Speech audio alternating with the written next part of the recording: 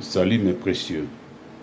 Alors je voudrais prendre quelques minutes pour vous signifier clairement euh, mon auditoire, l'auditoire que je vise, auquel je parle. Je voudrais être un peu plus clair parce que quand on est, quand on est dans la communauté chrétienne, euh, et qu'on prêche la parole de Dieu,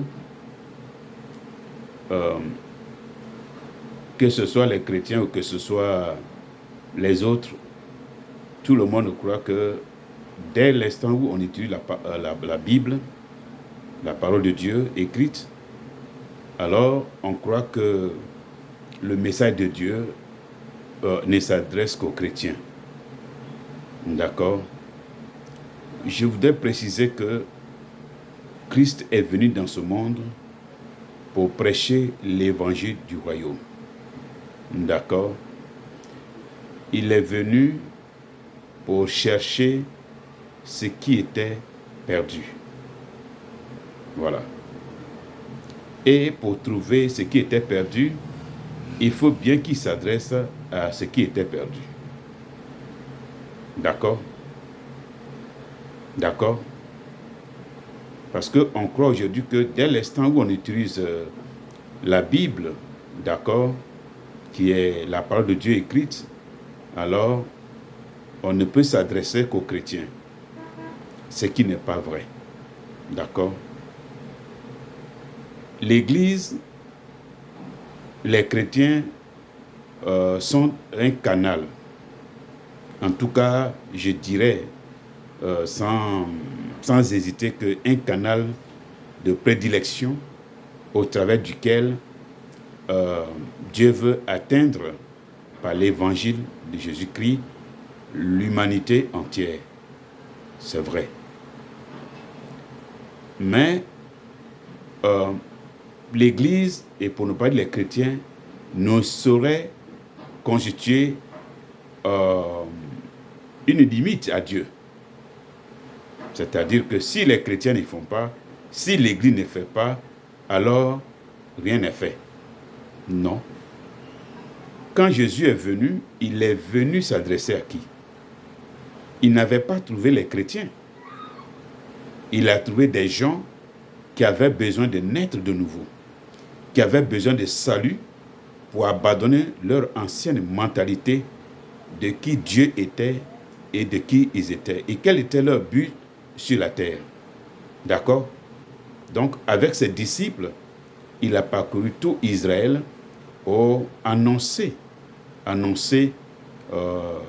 l'évangile du royaume, l'évangile de salut de tous ceux qui étaient éloignés, de tous ceux qui étaient aliénés, de tous ceux qui ne connaissaient plus ce qu'on appelait la pratique de la présence de Dieu. En tout cas, il est venu s'adresser à ceux-là. Et c'est de ceux-là qu'est né un groupe de personnes qui ont cru à la nouvelle vision, à la nouvelle mentalité, voilà, au nouvel enseignement que Christ avait apporté. C'est de cette évangélisation-là, de cette prédication-là, qu'est née l'Église. D'accord? Si on veut simplifier ou écourter la chose de cette façon. D'accord? Donc, moi, je suis ici sur Facebook, sur TikTok, et je serai sur les autres réseaux sociaux, tels YouTube et consorts. Et je voudrais préciser et dire surtout à tous ceux qui ne sont pas chrétiens, à tous ceux qui ne sont pas l'Église, que mon message, il est vrai que le livre que je connais le mieux au monde, c'est la Bible, qui est la parole de Dieu écrite. Il est vrai que donc j'étudie la Bible, mais mon message à l'instant de Jésus-Christ s'adresse à tout le monde. Hein? Que vous soyez musulman, que vous soyez animiste, que vous soyez franc-maçon, que vous soyez bouddhiste, quelle que soit votre identité, alors la parole que je vous adresse, que je prêche, j'allais dire, vous concerne. Et c'est à vous que je parle, à vous tous. D'accord? C'est vrai, même si Jésus est regardé par certaines régions comme, comment dis-je, le chef d'une secte, de la secte chrétienne, je voulais dire que là encore, c'est archi faux. Quand Jésus est venu, Jésus n'est pas, je veux dire, venu trouver une église qu'on appelle église chrétienne, dans laquelle il s'est engouffré et à partir de laquelle il a commencé à prêcher. Non. Il est venu avec le message du ciel, voilà, pour prêcher. Pour prêcher que tous ceux qui sont éloignés, voilà, reviennent, se rapprochent, reviennent dans la maison du Père. Ce qu'il a fait. Et au risque de me répéter, alors, de cette prédication, l'Église est née. D'accord? Donc, il utilise l'Église pour atteindre, pour l'aider, si je peux ainsi dire, pour l'aider à atteindre l'humanité, c'est vrai, mais il s'adresse, comment dis-je, à tout le monde.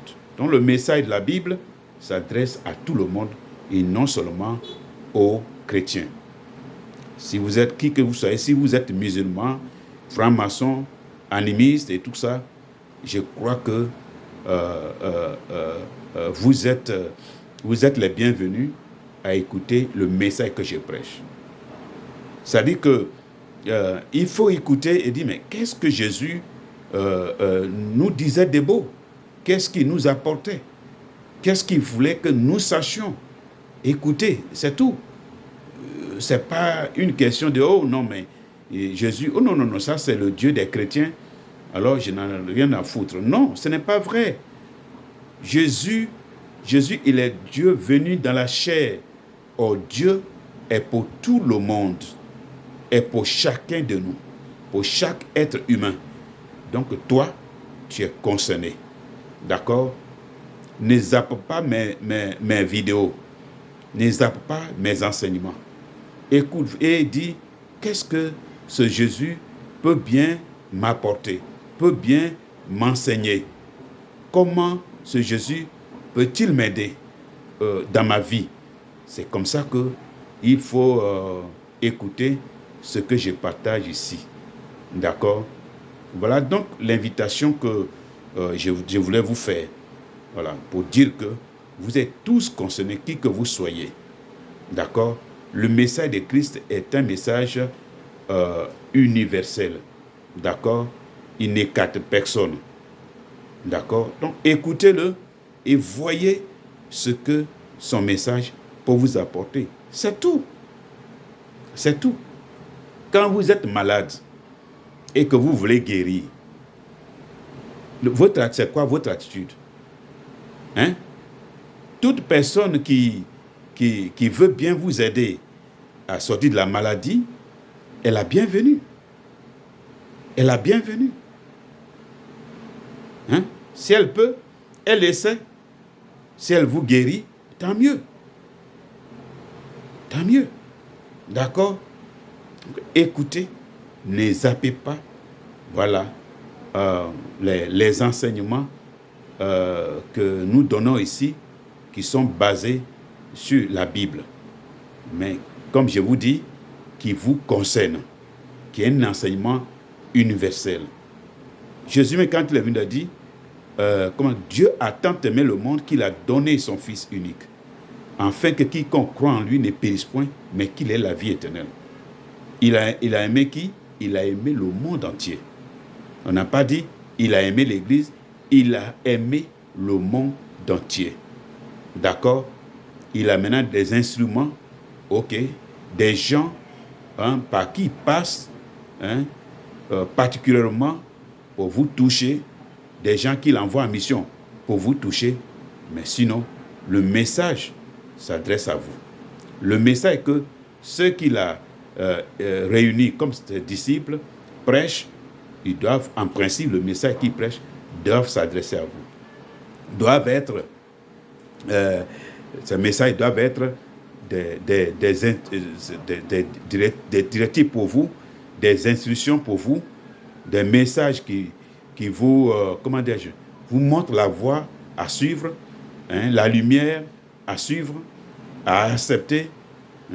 Donc, véritablement, c'est cela que je voudrais vous inviter à faire.